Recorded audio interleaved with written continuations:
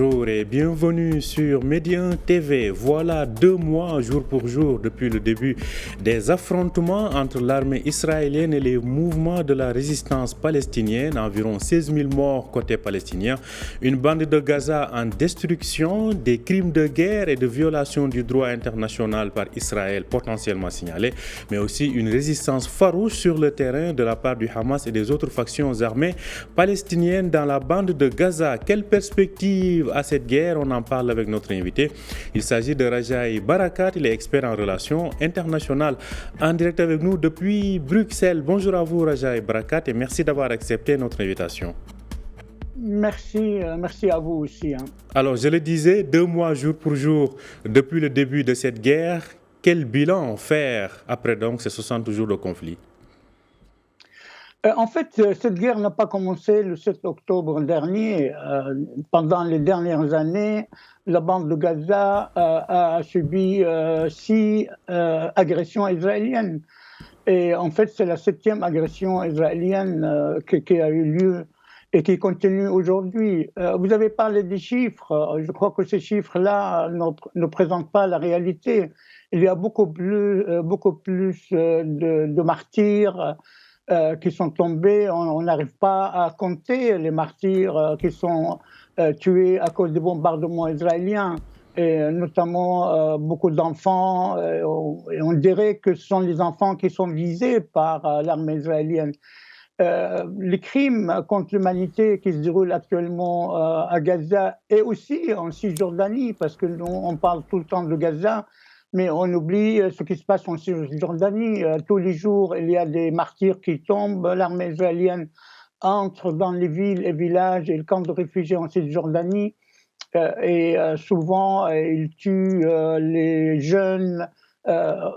Hier, avant-hier, ils ont tué des jeunes devant leur mère, dans leur appartement, dans leur maison. Et les camps de réfugiés sont encerclés. Les villes, l'armée israélienne entre dans les villes palestiniennes et les villages et les villes sont encerclés par l'armée. Les ambulanciers sont interdits d'entrer pour secourir les blessés, etc. Ça se passe aussi en Cisjordanie.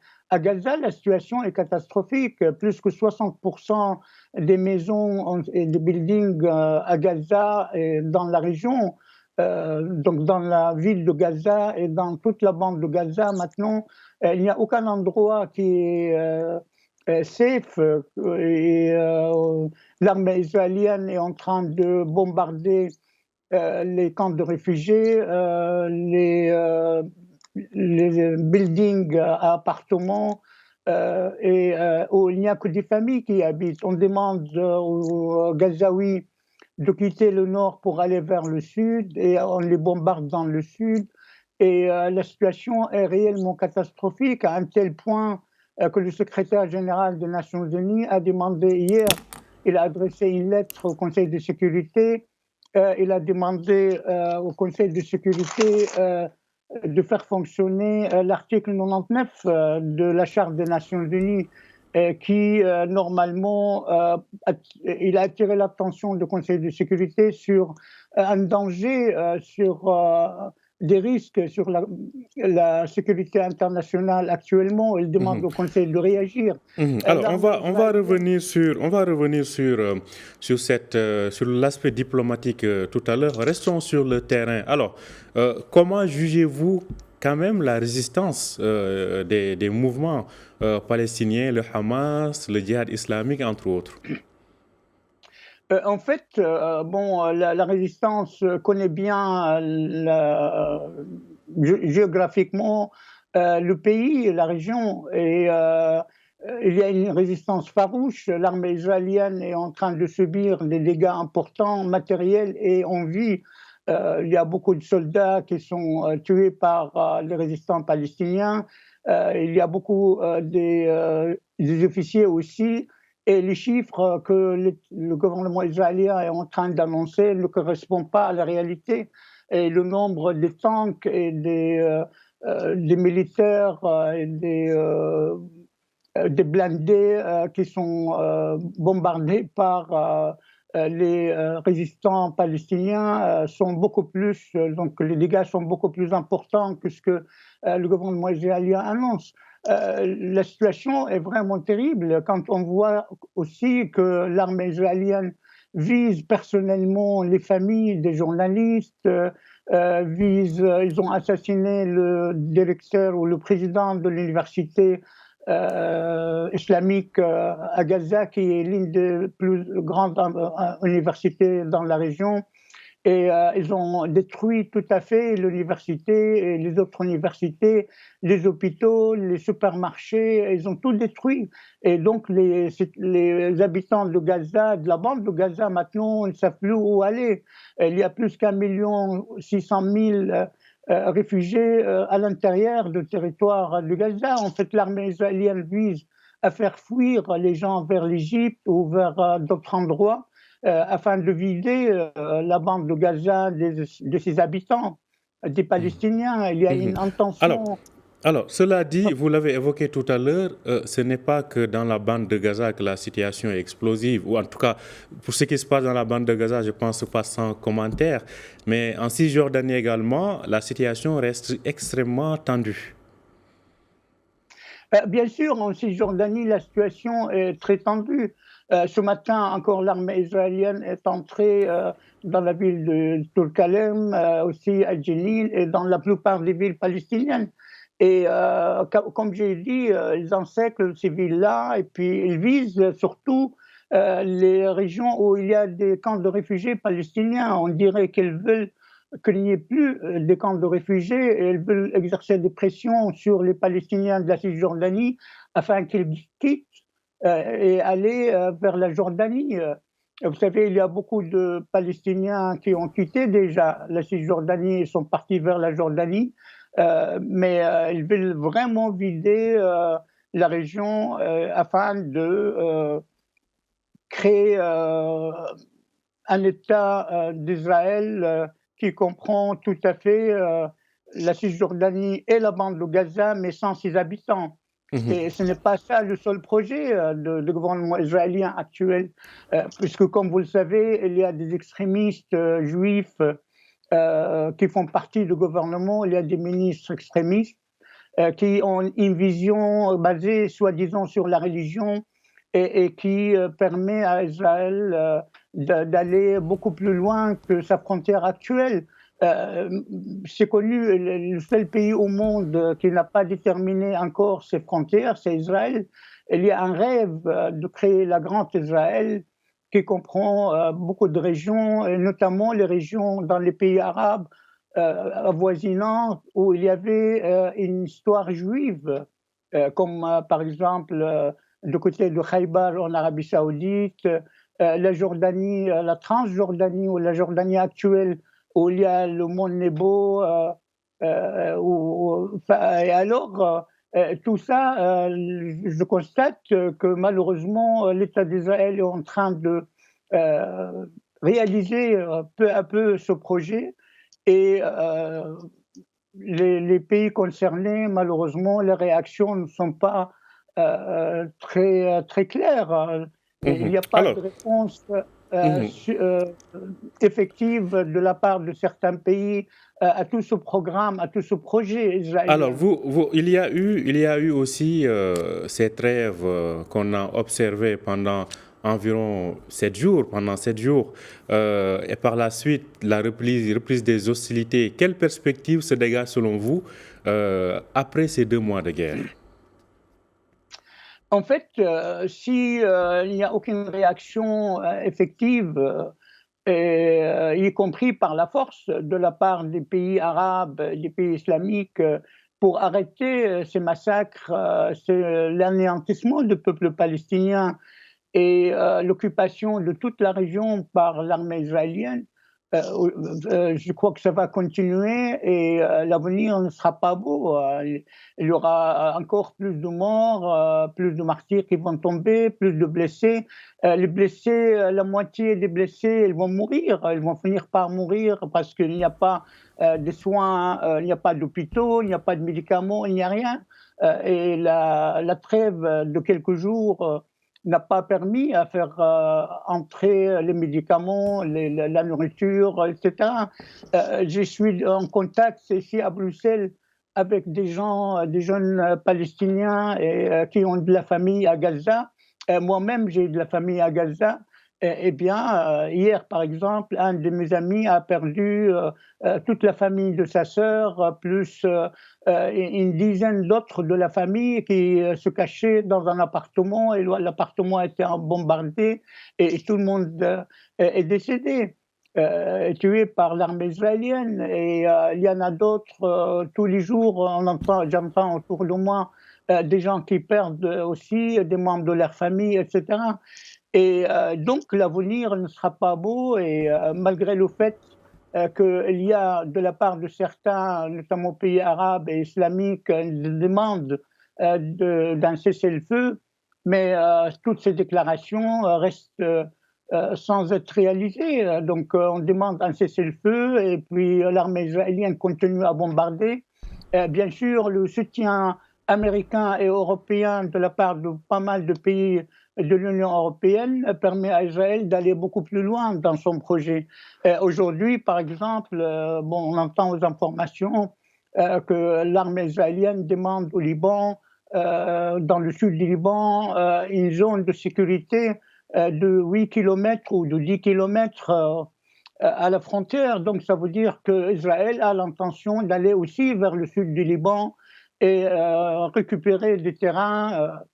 Sinon, le chef de l'armée israélienne ou le ministre de la Défense a déclaré si on n'arrive pas à un accord pacifique à ce propos, nous allons faire entrer notre armée pour imposer cette région. Donc, ils ont divisé aussi sur le sud du Liban, qui, comme vous le savez, c'est une région où il y a une rivière Litani, où il y a beaucoup de puits d'eau et de ressources d'eau que Israël vise à avoir aussi dans la région.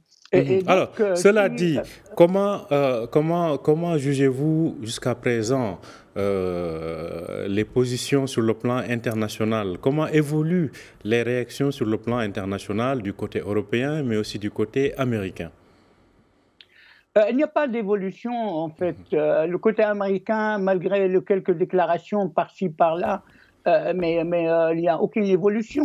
Il y a un soutien total à l'État d'Israël et les déclarations, parfois, pour un peu satisfaire le monde arabe ou l'opinion publique arabe, sont vraiment assez, je ne vais pas dire ridicules, mais n'importe qui entend ces positions et ces déclarations comprend que malgré tout, le soutien continue. Les bombes utilisées il y a plus que 40 000 tonnes de bombes qui étaient lancées sur la bande de Gaza. Elles sont fabriquées où c'est ou bien en Europe, ou bien la plupart aux États-Unis. Et la déclaration d'un responsable américain hier qui disait qu'il n'y a pas de preuve que des bombes américaines étaient utilisées dans la bande de Gaza, c'est une réaction, c'est une déclaration qui, je ne vais pas dire qu'il donne à sourire, mais parce qu'il n'est pas le moment de sourire avec les crimes qui se passent actuellement. Et le soutien total aussi de la part de certains pays européens, l'Allemagne. Hier, j'étais à une conférence et j'ai discuté avec des parlementaires européens qui étaient allemands, etc. Et la seule chose qu'ils ont su me dire, c'est que nous devons absolument protéger l'État d'Israël. Et quand j'ai dit « et les Palestiniens, qu'est-ce qu'on fait avec ?» Eh bien, c'était le silence total. Donc, il y a de la part de certains pays, malheureusement, un soutien aveugle à l'État d'Israël. Alors, qu'en est-il des opinions publiques au-delà des États? Les opinions publiques, OK, c'est très bien. Il y a des manifestations. À Bruxelles, il y a une manifestation où il y a eu plus que 50 000 personnes qui sont sorties dans les rues pour demander un cessez-le-feu. C'était ça ce qu'ils demandaient, en fait. Et malgré tout, il n'y a pas de position très claire. Quand le Premier ministre espagnol et le Premier ministre belge ont demandé Ils ont dit qu'Israël a le droit de se défendre, mais en respectant le droit international et le droit international humanitaire. Eh bien, ils étaient critiqués par le gouvernement israélien et leur ambassadeur était rappelé à Tel Aviv, etc. Donc, on voit bien que l'État d'Israël, avec la force, avec le soutien militaire de la part des États-Unis et de certains pays européens, l'Angleterre qui envoie des avions de reconnaissance pour donner des informations à l'armée israélienne, soi-disant, c'est pour savoir où sont les détenus israéliens qui sont chez les résistants de Hamas et les résistants de la résistance palestinienne. Et en fait, c'est une participation directe à la guerre contre les Palestiniens. Alors, que peuvent faire les Palestiniens? On voit bien en Cisjordanie, malgré l'absence de Hamas, il n'y a pas de Hamas en Cisjordanie. Et malgré tout, jusqu'aujourd'hui, depuis le 7 octobre, il y a environ 300 personnes qui sont tombées martyrs. Il faut voir aussi, dans les médias en Occident, on ne montre pas ça, mais la façon dont l'armée israélienne se comporte aussi en Cisjordanie, tirer sur un jeune de 14 ans ou de 8 ans ou de 9 ans, quand il tombe par terre, on voit le sang qui coule et on interdit aux ambulances de venir le secourir. Et bien sûr, il va finir par mourir, et c'était le cas il y a avant-hier. Et aussi, ils sont rentrés dans un appartement, comme j'ai dit, ils ont tué un jeune devant sa mère, aussi un bébé de 3 ans, un enfant de 3 ans. Alors, il y a aussi un autre aspect qui est souvent souligné. Il y a aussi un autre aspect qui est souvent souligné, c'est le ton des médias occidentaux. Comment lui aussi il contribue à maintenir en fait cette couverture, comme le font les politiciens, par rapport à ce que font les Israéliens à Gaza et en Cisjordanie. Beaucoup de médias, malheureusement, de langue française et anglaise, nient ce qui se passe, malgré toutes les preuves qu'on peut avoir.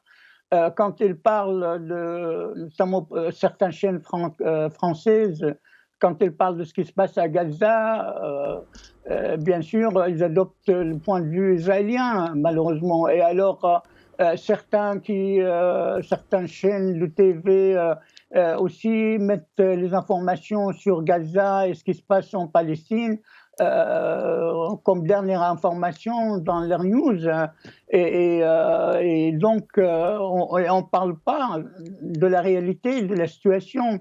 Moi, quand je compare entre certaines transmissions en direct de quelques chaînes arabes par satellite qui transmettent en direct ce qui se passe, donc il n'y a pas moyen de mentir et il n'y a pas moyen de falsifier la réalité. Et je compare avec ce que je vois sur les chaînes étrangères en français et en anglais, je trouve que la liberté de la presse et la crédibilité de la presse occidentale est mise en question. Et il y a des preuves flagrantes. Hier, par exemple, sur une radio belge, une radio importante, une des grandes radios officielles en Belgique, elles disent que les combattants palestiniens, quand ils sont entrés dans les colonies le 7 octobre, ils ont violé 500 femmes. Et soi-disant qu'il y avait une conférence de presse israélienne qui a rassemblé ces femmes et ils ont témoigné qu'ils étaient violés par les résistants. Donc ce sont des gros mensonges qu'on est en train de diffuser pour salir l'image des Palestiniens. Merci. Et malheureusement, ça se passe comme ça. Et le monde arabe et les pays islamiques, etc., se contentent malheureusement jusqu'à présent par des déclarations et qui vont rien empêcher le massacre du peuple palestinien. Et merci à vous, Reja et Barakat. Malheureusement, on arrive à la fin. Je pense que vous avez dit l'essentiel. Merci. Je rappelle que vous êtes expert en relations internationales. Vous nous parliez depuis Bruxelles. Merci d'avoir accepté notre invitation. Merci à vous aussi. Merci à vous de nous avoir suivis. Je rappelle que vous pouvez retrouver cet entretien sur notre site www.medianews.com. Bonne journée, bonne suite de programmes sur Média TV.